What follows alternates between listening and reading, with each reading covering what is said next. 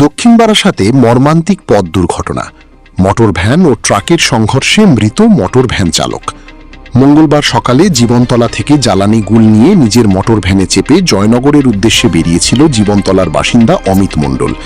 তিনি যখন জয়নগর থানার অন্তর্গত দক্ষিণ বারাসাতের গোড়ের হাটের কাছে পৌঁছান, ঠিক সেই সময় উল্টো দিক থেকে আসা একটি মালবাহী ট্রাকের সঙ্গে তার মোটর ভ্যানের মুখোমুখি সংঘর্ষ হলে তার মোটর ভ্যানটি উল্টে যায় এবং তিনি রাস্তার উপরে ছিটকে পড়েন।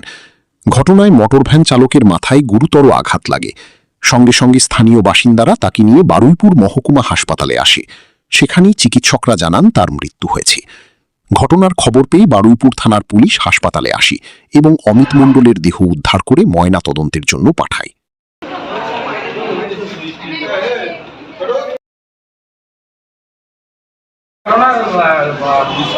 মোটর ভ্যানে করে কি ভুল নিয়ে যাচ্ছিল, বড় কোনো লরি এটি চেপে দিয়েছে।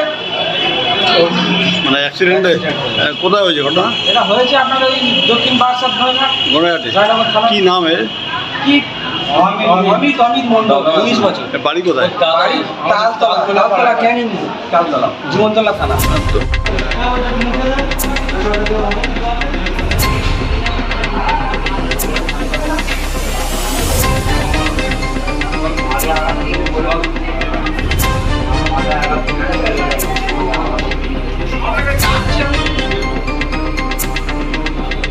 পাতলু, ইদানিং চোখে একটু ঝাপসা দেখছি।